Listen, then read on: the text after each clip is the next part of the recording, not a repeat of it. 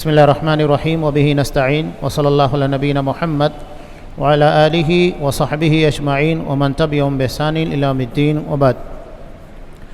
وعن ثابت بن الضحاك رضي الله عنه قال: نظر رجل أن ينحر إبلا ببوانا فسأل النبي صلى الله عليه وسلم فقال: هل كان فيها وثن من أوثان الجاهلية يعبد؟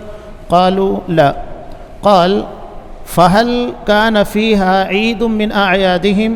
قالوا لا. فقال رسول الله صلى الله عليه وسلم: أوفي بنذرك فإنه لا وفاء لنذر في معصية الله ولا فيما لا يملك ابن آدم. رواہ احمد، رواہ ابو داؤد۔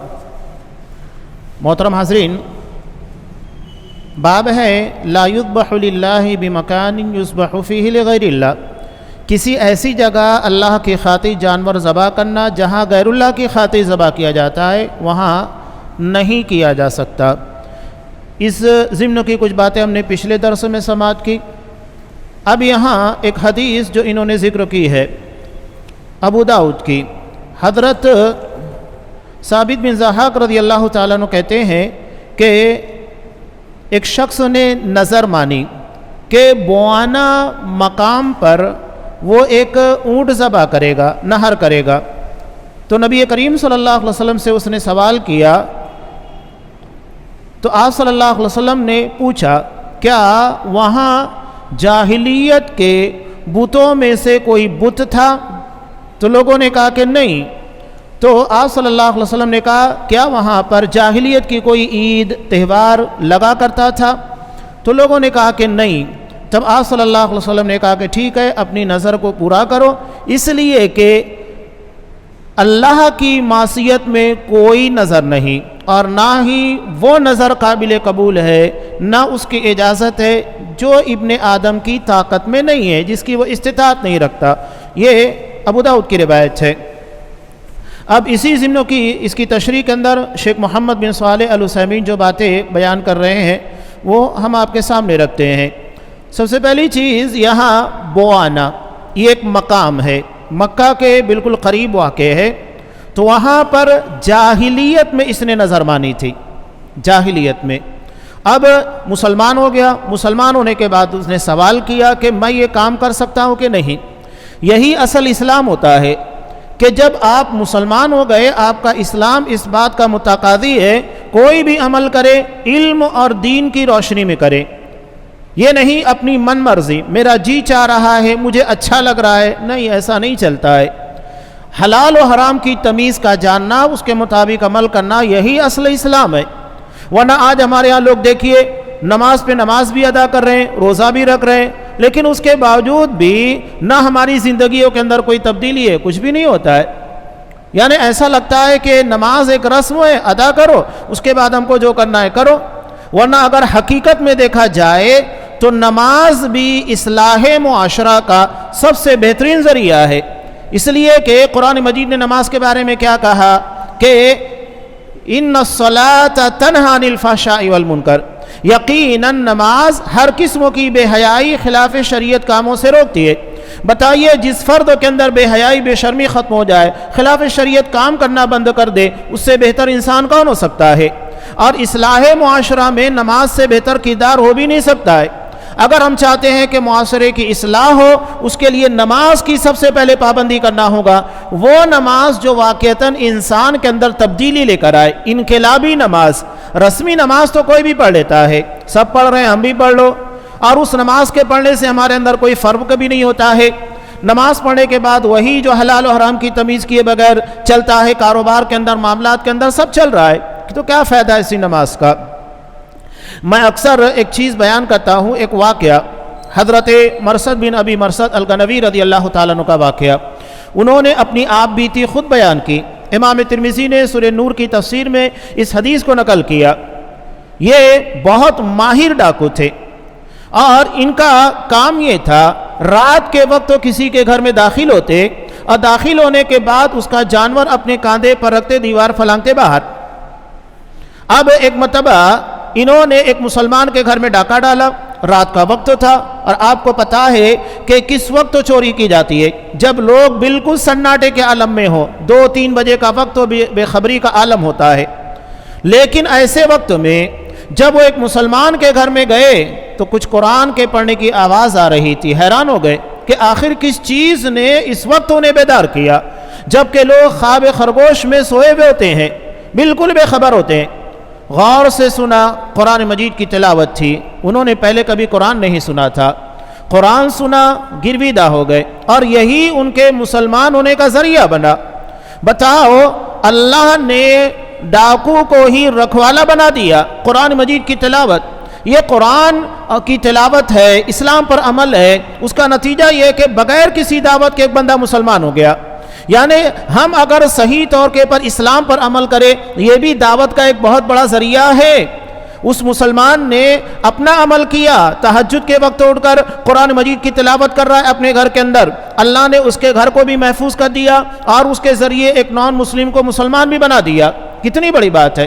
سیدھے نبی کریم صلی اللہ علیہ وسلم کے پاس مدینہ گئے، یہ معاملہ مکہ کا تھا، مکہ سے مدینہ گئے، مدینہ جا کر آپ صلی اللہ علیہ وسلم کے ہاتھوں پر اسلام قبول کیا، لیکن اسلام کے قبول کرتے وقت انہیں جھجک تھی۔ جھجک کس بات کی تھی؟ انہوں نے کہا کہ اللہ کے رسول، میرے گناہ بہت ہے، تو کیا میرے ان گناہوں کی مغفرت کا کوئی ذریعہ ہے؟ آپ صلی اللہ علیہ وسلم نے کہا، الاسلام یہدم ما قبلہ، مسلمان ہو جا اور اسلام کی برکت سے تیرے سابقہ سارے گناہ معاف ہو جائیں گے، سب معاف ہو جائیں گے۔ مسلمان ہو گیا۔ مسلمان ہونے کے بعد نماز ادا کی، نماز ادا کرنے کے بعد وہ نبی سے پوچھتا ہے کہ مجھے کیا کام کرنا چاہیے۔ اللہ کے رسول صلی اللہ علیہ وسلم نے پوچھا، پہلے کیا کام کرتے تھے؟ تو کہا کہ ڈاکہ ڈالتا تھا۔ کہا کہ ٹھیک ہے، ڈاکہ ڈالو۔ وہ حیران کہ میں مسلمان ہونے کے بعد ابھی بالکل قریب میں مسلمان ہوا، ایک نماز ادا کی، اور نبی سے کہہ رہا ہے کیا مسلمان ہونے کے بعد میں ڈاکہ ڈال سکتا ہوں؟ اللہ کے رسول نے کہا کہ دیکھو، یہ کام جو تم پہلے لوگوں کو تکلیف پہنچانے کے لیے، نقصان پہنچانے کے لیے کرتے تھے، اب یہی تم لوگوں کو فائدہ پہنچانے کے لیے کرو۔ مکہ میں ہمارے کچھ ساتھی ہیں جنہیں قید و بند کی حالت میں رکھا گیا ہے، اپنی اسی صلاحیت کی بنیاد پر جس کے ذریعے تم ڈاکہ ڈالتے تھے، مسلمانوں کو آزاد کرا لاؤ۔ چنانچہ انہوں نے مسلمانوں کو آزاد کرا، اور آگے بھی کافی طویل باتیں ہیں جو انہوں نے بیان کی۔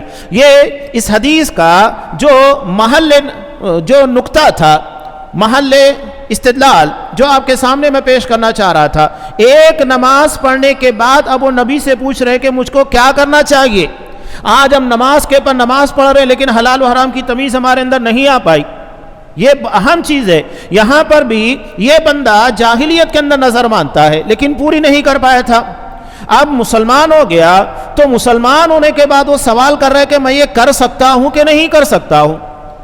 یعنی مسلمان ہونے کے بعد ایک بندے کو احساس ہونا چاہیے میرا کوئی عمل شریعت کے خلاف نہ ہو، اور جو کام بھی میں کروں پورے علم اور بصیرت کی بنیاد پر کہ ہاں یہ کام کرنا ہے تو اس کی دلیل یہ ہے، یہ نہیں کرنا ہے اس کی دلیل یہ ہے، اس کو معلوم ہونا چاہیے۔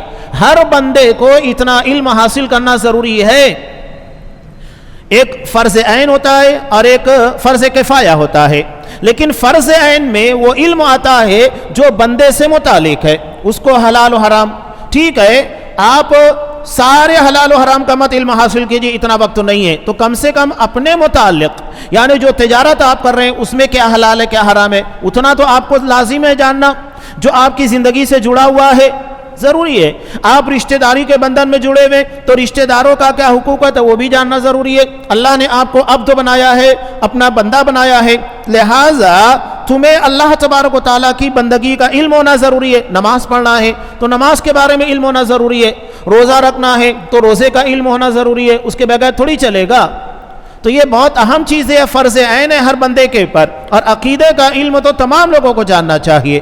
اب دیکھیے، اس نے بوانا مقام کے پر ایک اونٹ نہر کرنے کی نظر مانی تھی، تو آپ صلی اللہ علیہ وسلم نے سوال کیا کہ هل كان فيها وثن من اوثان الجاہلیہ یعبد، کہ کیا وہاں پر کوئی چیز تھی جو اللہ کے علاوہ عبادت کے قابل سمجھی جا رہی تھی، اس کی عبادت کی جا رہی تھی؟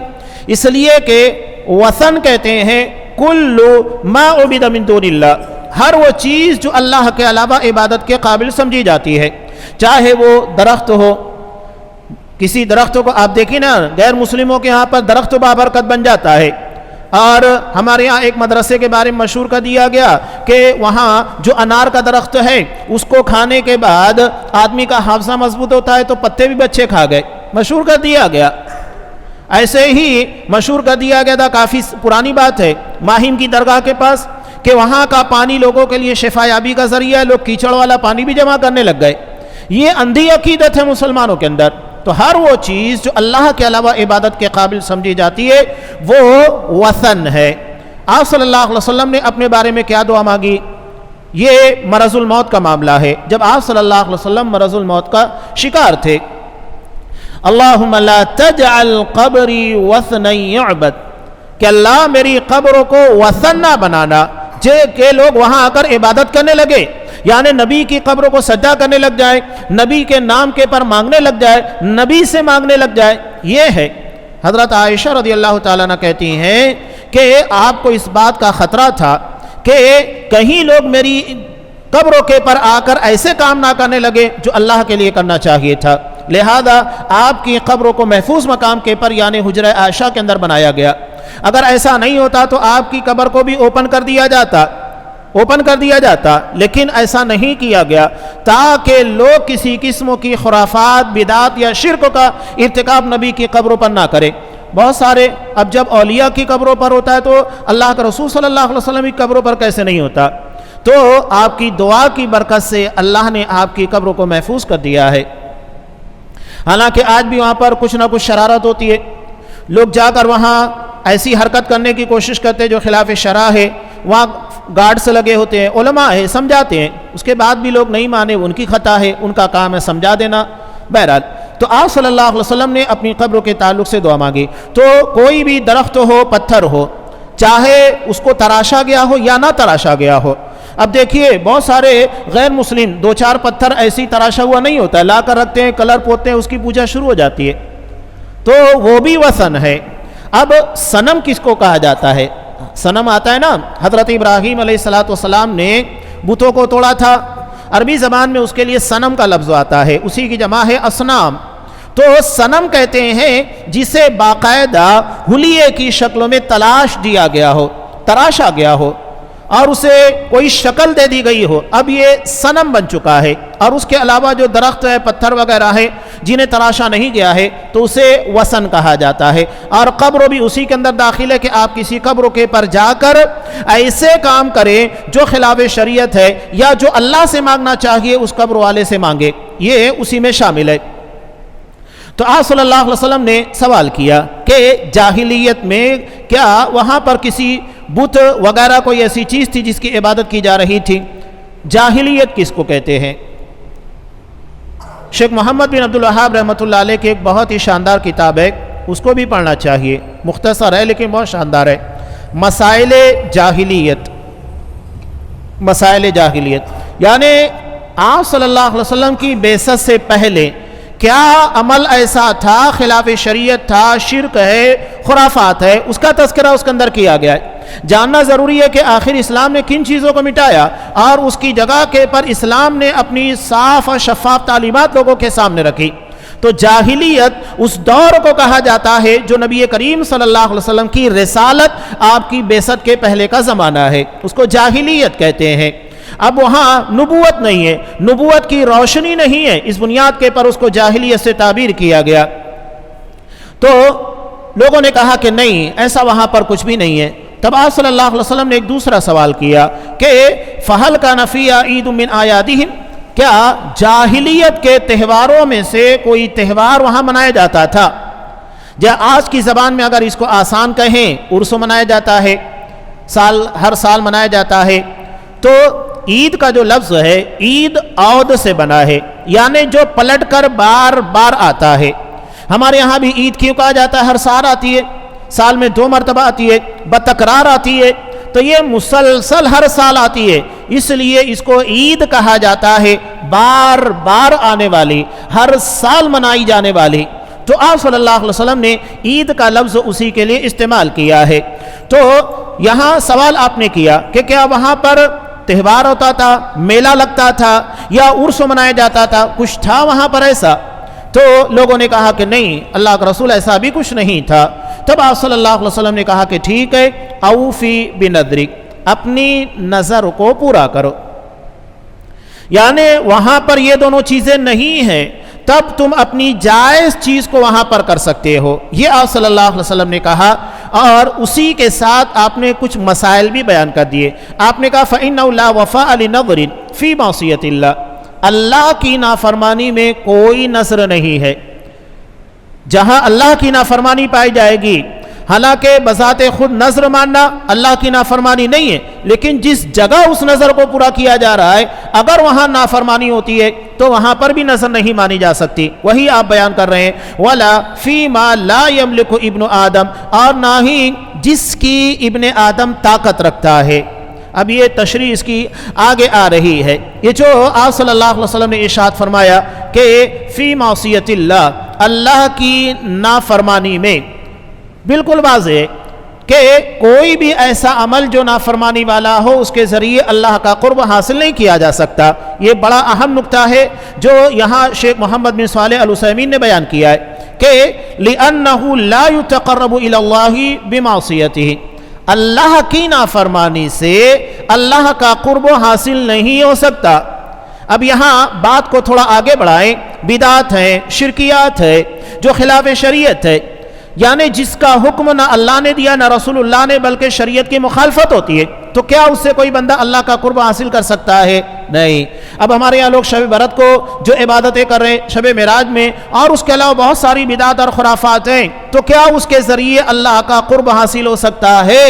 نہیں. بالکل واضح بات ہے یہاں بیان کر دی گئی کہ کوئی بندہ اللہ کی نافرمانی کر کے اس کا قرب حاصل نہیں کر سکتا.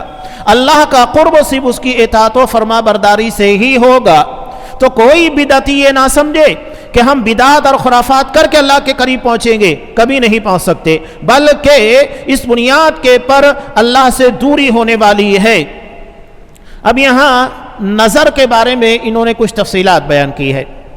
کئی قسمیں ہیں نظر کی. سب سے پہلی ہے انہوں نے بیان کیا ما یجب الوفاء بی، ایسی نظر جسے پورا کرنا واجب ہے، اور وہ ہے اطاعت و فرما برداری کی نظر. یعنی کوئی اچھے کام کے لیے آپ نے نظر مانی ہے، جیسا کہ اللہ کے رسول صلی اللہ علیہ وسلم کا فرمان ہے، اسے امام بخاری نے نقل کیا من نظر ان یطیع اللہ فلیطع، جو اللہ کی اطاعت و فرما برداری کی نظر مانے وہ اس کو پورا کرے.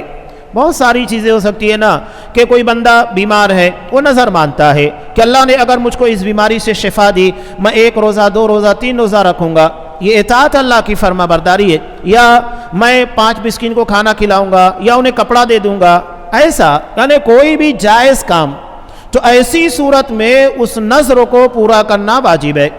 دوسرا ہے ما یحرم الوفاء بہ، یعنی جسے پورا کرنا حرام ہے، اس نظر کو پورا نہیں کیا جائے گا. اور وہ کون سی ہے؟ وَهُوَ نَظْرُ الْمَعْصِيَةِ، نافرمانی کی نظر. اب یہاں بہت ساری چیزیں ہو سکتی ہیں. ہمارے یہاں لوگ کہتے ہیں نا، کیا کرتے ہیں، بیمار ہیں، ٹھیک ہے، بیماری سے شفا ملی تو ہم اجمیر شریف جائیں گے، خواجہ کی درگاہ پر حاضری دے کر آئیں گے. یہ ہے، ہوتا ہے.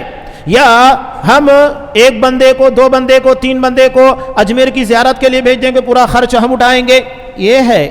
یا کسی مزار کے پر جا کر چڑھاوا چڑھائیں گے، چادر چڑھائیں گے، وہاں بکرا جا کر ذبح کریں گے. کوئی بھی ایسا کام ہمارے یہاں لوگ کرتے ہیں، کام یہ نظر کا کام ہوتا ہے.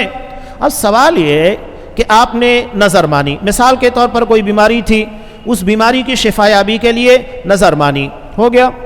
یا آپ کوئی پریشانی میں مبتلا تھے، اس سے نجات کی نظر مانی. یا آپ کوئی نفع کی امید رکھتے تھے، میرا کاروبار اتنی ترقی کر جائے، یا میرے کاروبار میں اتنا فائدہ ہو جائے، یا نوکری کی تلاش میں تھے، نوکری تو یہ سارے کام کیا کس نے؟ آپ کو اگر نوکری کی تلاش تھی، نوکری مل گئی تو کس نے دیا؟ اللہ نے دیا. آپ بیمار تھے، شفا کس نے دیا؟ اللہ نے دیا. آپ کو کوئی پرابلم تھا، مسئلے سے نکالا کس نے؟ آپ کی پرابلم سولو کس نے کی؟ اللہ نے کی ہے. آپ کچھ نفع کی توقع رکھے تھے، اللہ نے عطا کیا. تو آپ اللہ کے لیے کچھ کیجئے نا، غیر اللہ کے لیے کیوں کرتے ہیں؟ ایک عجیب و غریب مسئلہ. سب کچھ کرنے والا اللہ، اور آپ جب وہ کام اللہ کرتا ہے تو غیر اللہ کے نام پر نظر مانتے ہیں. کسی درگاہ کے پر جا کر آپ چادر چڑھائیں گے، کسی درگاہ کے پر جا کر غیر اللہ کے نام پر بکرا ذبح کریں گے؟ یہ انتہائی بڑی نافرمانی ہے کہ وفاداری اللہ کر رہا ہے تمہارے ساتھ، تمہارے معاملات حل اللہ کر رہا ہے، اور امیدوں کے پورا ہونے کے بعد اس کی جو جزا ہے، شکریہ ہے، وہ جا کر کسی غیر اللہ کے در پر بجا لایا جاتا ہے۔ یہ جہالت ہے، مسلمانوں کو پتہ ہی نہیں ہے کہ نذر کے احکامات کیا ہیں، عبادت کا پتہ ہی نہیں ہے کہ عبادت کیا ہوتی ہے، اس کو کہاں اور کیسے کرنا چاہیے، یہ جہالت کی بنیاد کے پر بندہ کرتا ہے۔ اسی لیے اللہ کے رسول صلی اللہ علیہ وسلم نے صاف کہا وَمَن نَذَرَ أَن يَعْصِيَ اللَّهَ فَلَا يَعْصِي، کہ اگر کوئی اللہ کی نافرمانی کی خاطر نظر مانتا ہے، نہیں، بالکل نہیں کر سکتا ہے۔ اب اس کے بعد تیسری ہے کہ ما یجری مجر الیمینی، کہ جو قسم کے پر ڈیپینڈ ہوتی ہے، کوئی آدمی بندہ قسم کھاتا ہے، وَهُوَ نَذْرُ الْمُبَاحِ، اور یہ مباح اور جائز نذر ہے، اور فَخُيِّرَ بَيْنَ فِعْلِهِ وَكَفَّارَتِهِ الْيَمِينِ، تو اسے اپنے عمل کے کرنے یا کفارے کے درمیان اختیار دیا جائے گا۔ اب یہ کیا ہے؟ انہوں نے جو یہاں پر بیان کیا، یہ نذر المباح ہے، جائز نظر ہے، اور اس کو اس کے کرنے یا نہ کرنے کے درمیان اختیار دیا جائے گا۔ اب یہاں ایک بندہ یہ کہتا ہے قسم کھا کر، یمین کے ساتھ ہے نا، قسم کھا کے کہتا ہے کہ میں فلاں کپڑا پہنوں گا، فلاں کام کروں گا، تو قسم کے ذریعے دراصل وہ نذر کو اپنے پر واجب کرتا ہے۔ اب ایسی صورت میں اس کو پورا کرنا جائز ہے۔ یہاں ایک بات یاد رکھیے گا کہ وہ جائز قسم ہونا چاہیے، کوئی ایسے معصیت کے کام میں نہیں، معصیت کے کام میں تو نظر پوری ہی نہیں کرنا ہے، تو یہ قسمیہ طور پر وہ کہتا ہے، تو ایسی صورت میں اگر وہ کام کر لیتا ہے تو چونکہ اس نے پورا کر لیا، لہذا اس کے پر کوئی کفارہ نہیں، لیکن اگر اس کو نہیں کرتا ہے تو کفارہ ادا کرنا ہوگا، اور کفارے کی شکل جیسا کہ سورہ انعام کے اندر بیان کی گئی ہے کہ 10 مسکینوں کو کھانا کھلانا ہے، غلام آزاد کرنا ہے، یا 3 دن کا روزہ رکھنا ہے، یہ اس کی شکل ہے، آپ اس میں سے جو بھی ادا کرنا چاہے۔ تو یہ قسم کی کچھ شکلیں تھی نذر کی، جس کے بارے میں یہاں لا کر بیان کیا گیا ہے۔ اب یہاں ایک بڑی اہم بات ہے، ایک مسئلہ ہے جس کا جواب انہوں نے دیا ہے۔ سوال یہ ہوتا ہے هل ينعقد نذر المعصیہ، کہ اگر کوئی معصیت گناہ کے تعلق سے خلاف شریعت کسی کام کی نظر مانتا ہے تو کیا وہ نظر نافذ ہوگی کہ نہیں؟ نفاذ ایک الگ چیز ہوتی ہے، کرنا تو نہیں ہے، لیکن وہ نافذ ہوگی کہ نہیں، اس کے بارے میں انہوں نے کچھ تفصیل کے ساتھ جواب دیا ہے۔ تو یہ کہتے ہیں نعم ینعقد، کہ یقیناً وہ نظر منعقد ہو جائے گی، یعنی اس کے پر حکم لاگو ہو جائے گا، گرچہ وہ معصیت کی ہی کیوں نہ ہو۔ اس لیے کہ اللہ کے رسول صلی اللہ علیہ وسلم نے کہا من نذر ان یعصی اللہ فلا یعصیہ، کہ جو اللہ کی نافرمانی سے متعلق کوئی قسم نظر کر مانے تو اس کو وہ نظر پوری نہیں کرنا ہے۔ آپ صلی اللہ علیہ وسلم نے یہاں پر یہ نہیں کہا، یہ جو کہا ہے فلا یعصیہ دلیل علی انہ ینعقد، کہ آپ نے یہ جو کہا کہ وہ قسم پوری نہ کرے، اس کا مطلب وہ گناہ نہ کرے، اس کا مطلب یہ ہے کہ وہ منعقد ہوتی ہے لیکن وہ نافذ نہیں ہوگی۔ اب یہاں سوال یہ ہوتا ہے کہ وَإِذًا عَقَدَ، جب یہ نظر منعقد ہو گئی، یعنی اس کو پکڑ لیا گیا، شمار کر لیا گیا کہ ہاں یہ نظر ہے، یہ بات الگ ہے کہ آپ اس کو پورا نہیں کریں گے، منع ہے، لیکن وہ قسم وہ نظر میں آ چکی ہے، تو یہ کہتے ہیں هل تلزم کفارۃ اولا، جب وہ منعقد ہو گئی ہے، اس کو منعقد کر دیا گیا ہے، تو شرعی اعتبار سے اس کے پر کفارہ ہوگا کہ نہیں؟ آپ کو وہ نظر تو پورا نہیں کرنا ہے، گناہ کا کام ہے، لیکن وہ منعقد ہو چکی ہے تو اس کا کفارہ ادا کرنا ہوگا کہ نہیں کرنا ہوگا۔ انہوں نے 2 قول نقل کیا ہے۔ ایک قول یہ ہے کہ اللہ کے رسول نے جیسا کہ کہا کہ وَمَن نَذَرَ أَن يَعْصِيَ اللَّهَ فَلَا يَعْصِهِ، کہ اللہ کے رسول نے کہا کہ اگر کوئی کسی گناہ کے کام سے متعلق نظر مانے تو وہ گناہ کا کام نہ کرے، یعنی اس نظر کو پورا نہ کرے۔ تو یہاں کہتے ہیں کہ چونکہ آپ صلی اللہ علیہ وسلم نے اس حدیث کے اندر کفارے کا تذکرہ نہیں کیا، اگر اس کا کفارہ دینا ہوتا تو آپ تذکرہ کرتے کہ ہاں کفارہ دینا ہے، تو یہاں آپ نے کفارے کا تذکرہ نہیں کیا ہے، صرف اس قسم کو پورا نہ کرنے کا حکم دیا ہے، لہذا اس قسم کو پورا نہیں کیا جائے گا، کفارہ لازم نہیں ہوگا۔ یہ ایک قول ہے۔ لیکن دوسرا قول یہ ہے تجب الکفارہ، اس کے پر کفارہ لازم ہوگا، اور یہی دراصل مشہور صحیح قول ہے، اس لیے کہ دوسری حدیث کے اندر اس کا تذکرہ کیا گیا ہے کہ اگر کوئی کسی گناہ کے متعلق نذر مانتا ہے تو وہ گناہ کا کام نہیں کرنا ہے، اور اس کا کفارہ قسم کا کفارہ ہے، یعنی جس قسم کو ہم پورا نہیں کرتے ہیں یا قسم کو توڑ دیتے ہیں تو ایسی صورت میں جو کفارہ ادا کرنا ہوتا ہے وہی نذر کا بھی کفارہ ہے، یعنی نذر منعقد ہوگی، کسی گناہ کے متعلق آپ نے قسم کھائی لیکن اس کو کرنا نہیں ہوگا، کفارہ ادا کرنا ہوگا، اس لیے کہ آپ نے نذر مانی ہے، گرچہ وہ غلط تھی، اس کو پورا نہیں کیا گیا، لیکن نذر چونکہ آپ نے مانی ہے اور اس کو نہ ادا کر کے توڑ دیا گیا ہے، ایسی صورت میں آپ کو اس کا کفارہ ادا کرنا ہوگا، اور وہی کفارہ ہے جو میں نے سورہ انعام کے حوالے سے بیان کیا، غلام کو آزاد کرنے کے بارے میں تذکرہ ہے،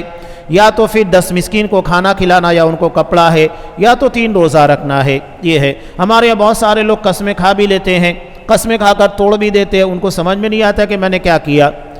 قسم کھانا اللہ تبارک و تعالیٰ کی تعظیم ہے۔ آپ قسم کئی چیزوں کے لیے ہوتی ہے، اعتماد میں لینے کے لیے ہوتی ہے، کوئی شک ہے اس شک کو ختم کرنے کے لیے ہوتی ہے، یہ ہوتا ہے قسم کا مطلب، اور یہ اللہ کے نام پر صرف اسی لیے کھائی جاتی ہے کہ اللہ ہی اس قابل ہے، باقی کوئی اس قابل نہیں ہے، تعظیم کے طور پر۔ اب ابلیس نے بھی قسم کھائی تھی، حضرت آدم حضرت حوا علیہ السلام اس کی بات نہیں مان رہے تھے تو اس نے قسم کھائی، اور قسم کھاتے ہوئے کہا انی لکم لمن الناصحین، میں تمہارا خیر خواہ ہوں، حالانکہ وہ خیر خواہ نہیں تھا۔ آج بھی ہمارے یہاں بہت سارے لوگ ہوتے ہیں جو قسم کھا کر اپنی خیر خواہی کا اظہار کرتے لیکن حقیقت میں وہ خیر خواہ نہیں ہوتے، تو یہ قرآن نے مثال بیان کر دی کہ ہر قسم کھانے والا خیر خواہ نہیں ہوتا ہے۔ تو اب جیسے ہی ابلیس نے قسم کھائی تو جو شک تھا حضرت حوا حضرت آدم علیہ السلام وہ ختم ہو گیا، چنانچہ انہوں نے اس درخت کو استعمال کیا جس کو اللہ نے کھانے سے منع کیا تھا، یعنی قسم سے جو ڈاؤٹ تھا، شک تھا، ختم ہو گیا۔ اب ہمارے یہاں پر بھی کوئی بات ہم کہہ رہے ہیں، لوگ نہیں یقین کر رہے ہیں تو ہم اللہ کی قسم کھاتے ہیں تو ڈاؤٹ شک ختم ہو جاتا ہے، نہیں یار وہ قسم کھا رہا ہے تو آدمی شک نہیں کرتا ہے کہ اللہ کی قسم کھا رہا ہے تو ہم اس کے پر کیسے شک کریں کہ وہ غلط بولے گا، تو یہ قسم کا مطلب ہوتا ہے۔ تو ہمارے یہاں بہت سارے لوگ کرتے ہیں اور اس کے بعد قسمیں توڑ بھی دیتے ہیں، قسم توڑنے کے بعد اس کو کفارہ بھی نہیں ادا کرتے، جبکہ یہ ایک بڑا گناہ ہے، چھوٹا گناہ نہیں ہے کہ آپ قسم کھانے کے بعد اسے توڑ دیں اور اس کے بعد اس کا کفارہ نہ ادا کریں۔ آپ صلی اللہ علیہ وسلم بھی یہ آپ تو اچھے کاموں کے بارے میں بیان کرتے ہیں کہ آپ صلی اللہ علیہ وسلم کسی اچھے کام کے لیے قسم کھاتے اور اس سے بہتر کوئی کام آپ کو نظر آ جاتا تو اپنی قسم کو توڑ دیتے اور اس سے بہتر کام کیا کرتے تھے اور اس کا کفارہ ادا کرتے۔ حضرت ابو بکر صدیق نے بھی جب حضرت عائشہ رضی اللہ تعالیٰ عنہ کے پر الزام تراشی کی گئی تھی اس وقت تو ان کا چچا زاد بھائی مصطح بن اساسہ وہ بھی اس کے اندر شامل ہو گئے منافقین کے ساتھ رہنے کی وجہ سے۔ اب جب ان کی برات نازل ہو گئی تو حضرت ابو بکر صدیق نے قسم کھا لی تھی۔ کیا قسم کھائی تھی؟ آج کے بعد میں مصطح کو 1 روپے نہیں دوں گا، پورا خرچ اٹھاتے تھے۔ سوچئے کتنی بڑی بات تھی کہ ابو بکر صدیق کے خرچے کے پر پلنے والے، اور انہی کی بیٹی صرف حضرت ابو بکر صدیق کی بیٹی نہیں بلکہ آپ صلی اللہ علیہ وسلم کی زوجہ محترمہ اس کے پر الزام لگایا۔ تو ابو بکر صدیق نے قسم کھا لی آئندہ میں مصطح کو 1 روپے نہیں دوں گا، کوئی خرچ نہیں دوں گا۔ کوئی بھی آدمی جذبات میں یہی کام کرتا، لیکن قرآن مجید نے جو آیت نازل کی اللہ کو صدیق کی ادا پسند نہیں آئی، اور اللہ تبارک و تعالیٰ نے آیت نازل کی وَلَا يَأْتَلِ أُولُو الْفَضْلِ مِنْكُمْ وَالسَّعَةِ أَن يُؤْتُوا أُولِي الْقُرْبَى وَالْمَسَاكِينِ وَالْمُهَاجِرِينَ، کہ اللہ نے جن لوگوں کو صاحب حیثیت بنایا ہے ان لوگوں کو قسمیں نہیں کھانا چاہیے کہ جو ضرورت مند ہے، مسکین ہے، قریبی رشتہ دار ہیں، ان کے پر خرچ نہیں کریں گے۔ چنانچہ جیسے ہی آیت نازل ہوئی حضرت ابو بکر صدیق نے اپنی قسم کا کفارہ ادا کیا، توڑ دیا قسم کو، کفارہ ادا کیا اور مصطح کو پہلے سے زیادہ خرچ دینے لگے۔ تو یہ قسم ہے، نذر ہے، ہم اس کو چھوٹا معاملہ سمجھتے ہیں، چھوٹا سا نہیں ہے، یہ عبادات کے اندر شامل ہے اور عبادات پوری کی جاتی ہیں جیسے شریعت نے اس کے بارے میں احکامات نازل کیا ہے اس کے مطابق اس کو بجا لانا ضروری ہے، اور اگر کوئی شخص اس معاملے کے اندر ایسا کوئی عمل اختیار کرتا ہے تو یہ چھوٹا سا جرم نہیں ہے۔ اب یہاں جو آپ صلی اللہ علیہ وسلم نے ایک بات اور بھی ارشاد فرمائی، وَلَا فِي مَا لَا يَمْلِكُ ابن آدم، کہ بندہ جس کی طاقت نہیں رکھتا ہے وہ قسم بھی نہیں کھانا ہے۔ اب جیسے مثال کے طور پر کسی نے قسم کھا لی اپنے کسی معاملے کے پر، اللہ نے مجھ کو فلاں بیماری سے شفا دے دی، تو میں کیا کروں گا؟ میں ایک کام کروں گا کہ اللہ کی راہ میں 10 لاکھ روپے خرچہ کروں گا، حالانکہ اس غریب کے پاس 1 لاکھ روپے بھی نہیں ہے، تو وہ کہاں سے خرچہ کرے گا؟ تو یہ مسئلہ ہوتا ہے، یعنی جس کی طاقت بندے کے پاس نہیں ہے نہیں کر سکتا۔ یا اس نے قسم کھا لی کہ اللہ نے مجھ کو فلاں بیماری سے یا فلاں مصیبت سے نجات دے دی تو میں حج ادا کرنے چلا جاؤں گا، جبکہ وہ معذور ہے، وہ حج نہیں کر سکتا، نہ اس کو آنے جانے کی طاقت ہے، تو ان قسموں کو بھی نہیں پورا کیا جائے گا، ایسی نذر نہیں مانی جائے گی، نہ اس کو پورا کیا جائے گا۔ البتہ چونکہ اس نے قسم کھا لی ہے تو ایسی صورت میں حکم وہی ہوگا، اس کو کفارہ ادا کرنا ہوگا جیسا کہ بیان کر دیا گیا ہے۔ یہاں پر یہ باب مکمل ہوا جو غیر اللہ کے نام پر جانور ذبح کرنے سے متعلق تھا۔ اب اس کے بعد آئے گا کہ من الشرک النظر لغیر اللہ، یہ تو ہم نے جو بیان کیا اللہ کی خاطر آپ کو نظر ماننا ہے، اب یہاں غیر اللہ کی خاطر جو نظر مانی جاتی ہے یہ شرک ہے۔ اس تعلق سے باب انشاءاللہ آئندہ درس میں آنے والا ہے۔ اللہ تبارک و تعالیٰ سے دعا ہے کہ پروردگار ہمیں ان احکامات کو سمجھنے، جسے ہم چھوٹا سمجھتے ہیں حالانکہ عبادات سے عقیدے سے متعلق ہے، جڑا ہوا ہے، سمجھنے اور شریعت نے جو احکامات اس کے بارے میں بیان کیے اس کے مطابق عمل کی توفیق دے۔ آمین۔ وآخر دعوانا ان الحمدللہ رب العالمین۔